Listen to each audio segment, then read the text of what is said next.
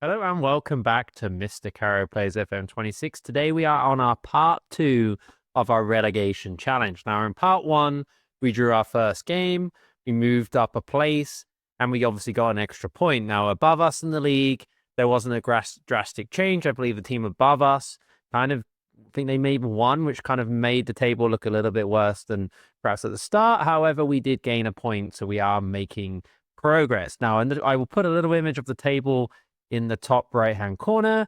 But our plan for this episode is very simple. We're going to play our second game. We're going to make some change to the team, and we're going to see how we go. Let's roll the footage.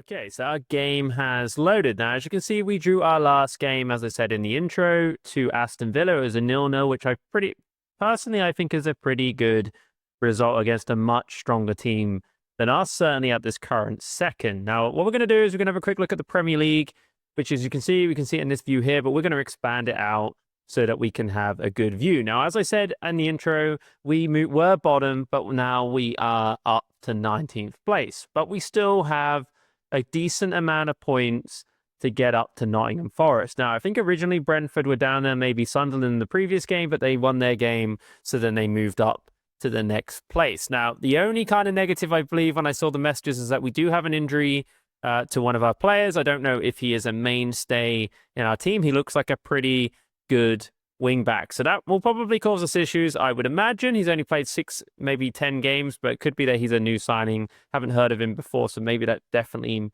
is likely the case. We will have a quick look at transfers before we continue on as well. Just going to do the physio. I'm not going to give injections. I've never done that. I have no idea if it works. Seems to me that it probably wouldn't, but maybe people can leave a comment if they do indeed give injections to their player to see what happens. Now we're going to go over to our transfer history, and we're going to have a look and see if players were signed and sold at the start of the season. Now, it is worth pointing out this doesn't include the January transfers. If it did, we'd have Angel Gomez, which would be fantastic, and we'd also have Adam Armstrong, which would be pretty good as well. But we would lose Larson up front. So I guess think of that as you will. That looks like they spent 102 million and put out 133 million in sales. Now, if we go down and we look what happened, you can see that there are some business that was done. We're going to put this in order, starting at the very start. So we've got, some players that we know of. El Nore, he went before the season started. Continue again as well. But if we scroll up to when we get to kind of when the game would have started, your 2026s especially, you can see that there were a few players sold. This dude here, Araz, went to Brentford for 16.5, and Matt Doherty went on loan to Leicester. I would have kept Doherty if it was me, but hey, who am I to judge? He is pretty old, but nevertheless, he's an effective player to have in there. But they chose to do that, and I'm not here to argue. Now, if we look, we did sell Larson. Sorry, I assumed we had Larson in there, but apparently we sold him to Celta Vigo. Interesting is what it is. And then in terms of, that was actually players in. So they signed him and sold him. I think they had him on loan maybe, right? I don't know. It's weird that they did that. We didn't seem to sell. If we get that in day order as well, we look at the players that we signed. We didn't really make a lot of signings. We signed this dude here from Cardiff. I have absolutely zero idea who this player is. He doesn't look like he would be very useful to us. And then if we go to Pollock, Matty Pollock, again, I have no idea why they made that signing. How much did they spend on him? 3.9 million. Jeez, that is certainly something. 3.9 million on a 2-star player, maybe 3-star player. That makes no sense to me. I have no idea why they did that. But hey, who are we at to argue? We're merely people playing a video game. Definitely not a transfer I would have made, but hey ho. So if we go to our tactics, and we're going to just quickly move out that player because he's definitely not going to be fit for the next game. So we're going to remove him from our team. What I typically do if it was me and we were picking for the match day is I often put for the next match, simply because I want to remember the best players that I've attributed to that scenario. Now, it is worth pointing out you can do that with various tools like Quick Play. I think you can do last 11. You can also save your 11 in there. We've made a video on that in the past.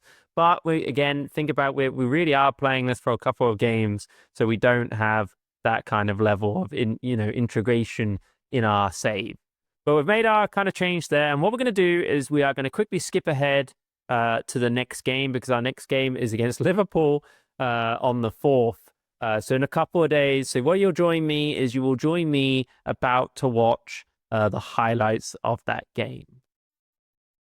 Okay, so we are now looking at the highlights of the game. Now, you wouldn't believe...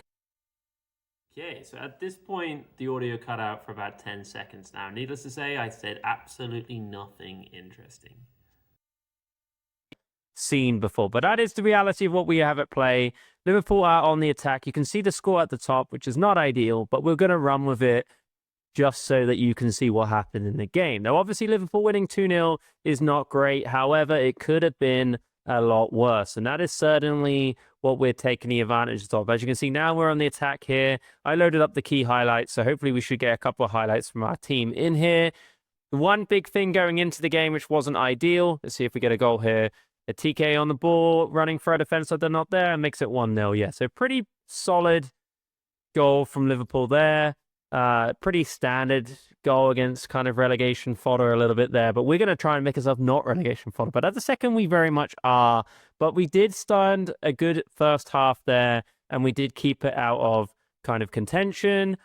Good attack from the player who never plays the Italian international. Oh, and it's in ticking, and he made it 2-0 there. But yeah, we know it's 2-0 at the end. I wish I could hide that. Maybe I'll find a way of hiding that for the in-game footage going forward. And maybe I will hide it in this, but not now, probably as I've said it. But yeah, as I was saying, we did get an injury at the start before the game. I think it was our right midfielder. I can't remember his name exactly. Bellegarde, I think he got injured. So we had to make a change in there, which then meant we changed our left back for him to left winger, because we've got a lot of injuries actually in the background, which probably doesn't help. Mo Salah on the ball here. Is he going to do anything with it? Is he going to do anything special? He does. He has a little strike, and unsurprisingly, he whacks it into the bottom corner. Now, that was about, I don't know when that goal was. We'll see after the game. We'll have a look at the match facts, but here we go. Let's have a look at the facts. So we actually had 45% of the ball. However, as you can see, we barely had an offensive opportunity. In fact, we only had one shot and one shot on target. So that's not great, but it is against Liverpool. And like I said, this game is very much a free shot. See what we can do. For some reason, our striker did incredibly bad and nobody thought to make a substitute. If we get really close to staying up, I am going to play live on the footage a couple of games at the end. But I kind of guessed this would go this way. And for argument's sake, I just instant resolved it. And then obviously we're going to go through the outcome of that. So obviously, actually, there's not a lot of positives really in terms of it other than possession. We don't have a lot of time to make a lot of changes. So really, against teams like Liverpool and Arsenal, we are going to have to kind of accept that, for at least unless we get lucky, those games are not going to go our way. Now, what we're going to do is we're going to go to the league table, and we'll skip ahead to that, and we'll have a look and see what results from this weekend did to our chances of survival. Okay, so what I've done is I've loaded up, I did say table, but I've actually loaded up fixtures first, or results, so we can have a look and see what that made to our chances of survival. And as you can see, that actually our loss did put us bottom of the league. You can kind of see the table on the right. We'll look at that unblurred in a second. But you can see that Nottingham Forest lost to Man City. That's a pretty good result to us. However, Leeds did draw to Sunderland, but Burnley lost to Everton. So actually, as results go, this could have been a lot worse for us. If, for example, Nottingham Forest would have gotten a result against Man City, that would have definitely changed the outlook on our table, as well as Burnley if they'd have got a result there. So it is worth pointing out that going up against Brentford, which I believe is our next game, they are floating, if we look at the table, they are floating around 16th place, and they are not in much better form than we are. So there are some chances to be had in here. And actually, when we go back to our fixtures, which we will do in a second, if we go to our fixture schedule, you'll notice that there are quite a lot of teams around us still to play. So it is still possible for us to stay up. It's going to be challenging. We knew that from the off, but it is still possible.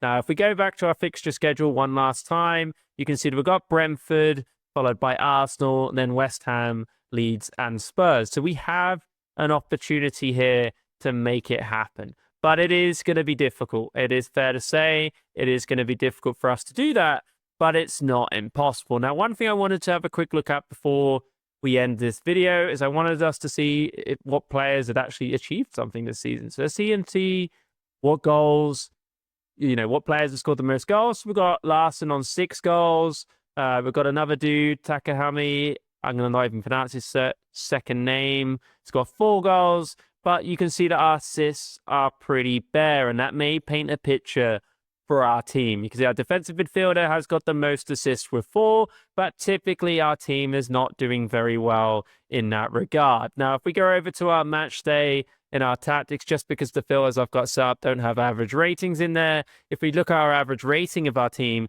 you can see that only 3 players are hitting into the 7 mark, which obviously is perhaps not hugely surprising when we consider our position. Now, if we look at the players that are injured, I did say we had some injuries. I think if we go over to our squad and we go to our medical and we go down to our current injuries, we can see that we do have a couple of injuries. And now the good news is none of these are long-term injuries. This was a dude who got injured, Jean Richner Begade, I believe, got injured and he was only out for a day, but unfortunately he missed that game. We've got a striker coming back in Hao Chan, and then we've got a few other players out as well. But they are all short-term injuries, and they will help us in the run-in to hopefully stay up.